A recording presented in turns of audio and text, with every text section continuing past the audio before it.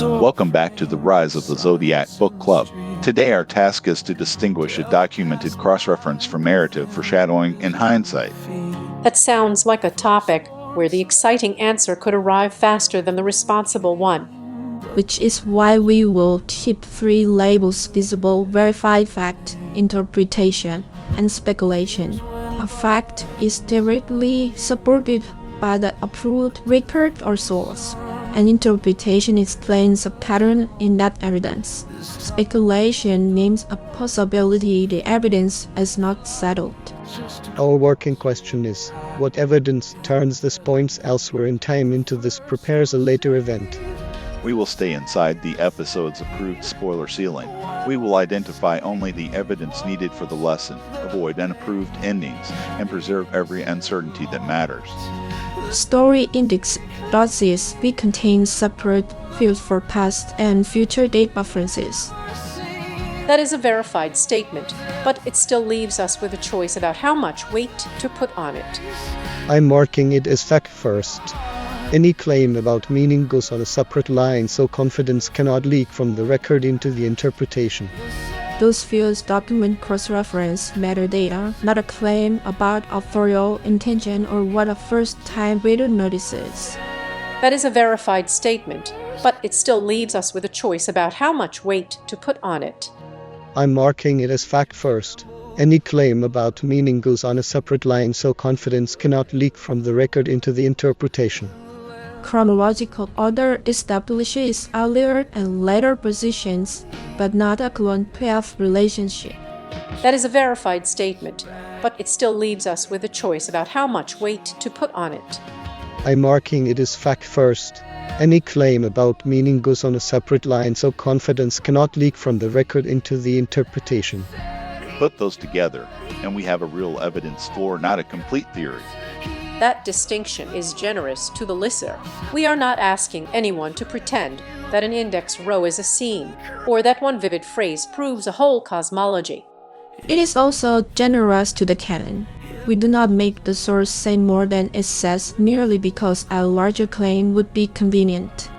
Let's name the shortcut directly. A date link is a retrieval aid, not automatic proof of foreshadowing. Why is that shortcut so tempting here? Because recurrence and classification are excellent pattern finders. Once a pattern is visible, the mind wants to make it explanatory. But finding two things together is not the same as proving identity, cause, intention, or universal meaning. The source hierarchy does not prohibit interpretation. It asks us to disclose the step. If we move from the reader contains this to this may suggest that the second statement must be presented as a reading. So the correction is not to become incurious. The correction is to make the bridge visible. And if the bridge is missing, then the claim remains open. We do not fill the gap with confidence. Here is a supported reading labeled as interpretation. Future reference can identify a candidate pair for close reading. It is supportable because it stays close to the documented evidence, but it's not promoted to canonical fact. And a reader can challenge it by returning to the same bounded evidence rather than having to accept our authority. Here is a supported reading labeled as interpretation. Foreshadowing becomes defensible only after the earlier detail and later event are independently visible in the sources.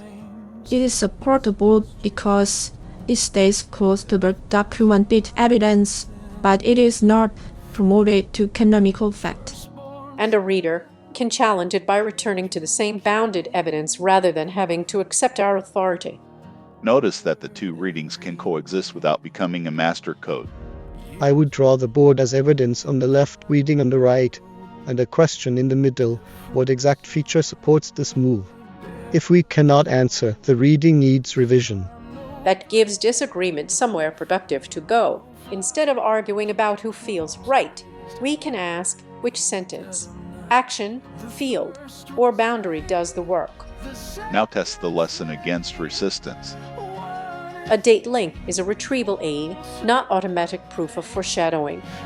That resistance matters because a method that only confirms itself is not analysis. A useful reading must be able to say what would weaken it. In this case, the limit is clear without the passage-level comparison. Coincidence and hindsight remain live alternatives. So uncertainty is not a hole in the episode. It is part of the result. Exactly. We have advanced from an unbounded question to a supported lesson, while leaving the unresolved part in its proper place. We should also avoid creator intent claims. Story, behavior, and metadata can support observations about the work. They do not automatically tell us why Jeremy made the choice, what private method he used, or which interpretation he prefers. Let's make this reusable. What should a listener do the next time a pattern appears? First, identify the stable object, a file in passage, indexed assignment, date, or artifact record. Second, state only what that object directly establishes. Third, propose a reading with an interpretation label. Fourth, look for a resistant example. Fifth, preserve what remains unknown. And check the spoiler cost before bringing in more stories. Yes, more evidence is not automatically better if it exceeds the approved scope. The strongest lesson uses enough evidence to be responsible, not every available detail. That keeps the conversation educational rather than encyclopedic. It also prevents metadata from swallowing prose. Indexes help us locate and compare. Stories remain the authority for what happens in the stories. I like that the method does not demand agreement. Two people can share the evidence floor and still weigh an interpretation differently, provided they do not relabel preference as fact. What changed between the beginning of this conversation and now? The topic became smaller and stronger. We stopped asking for a total explanation and found a bounded claim the sources can actually carry. We also found the boundary case. That matters because the lesson now tells us where not to use it. And we preserved the unresolved proposition. Without that, passage-level comparison, coincidence, and hindsight remain live alternatives. That is the season's larger discipline. Reading across a large canon does not mean making every recurrence identical. It means comparing carefully enough to notice both connection and difference. Verified fact storyindex.csv contains separate fields for past and future date references. Supported interpretation. A future reference can identify a candidate pair for close reading. Unresolved was speculatives. Without that, past-level comparison, coincidence, and hindsight remain live alternatives. Method: retrieve carefully, compare within scope, label interpretation, test resistance, and leave uncertainty visible. The satisfying part is that restraint did not make the episode empty. It made the insight traceable. Evidence gives us a shared starting point. Interpretation gives us room to think. Clear labels keep one from impersonating the other. And the open question is not discarded. It becomes the next honest question rather than today's invented answer. That is where we will leave how ROTZ foreshadows without giving the game away, with a stronger way to read, a bounded conclusion, and canon still intact.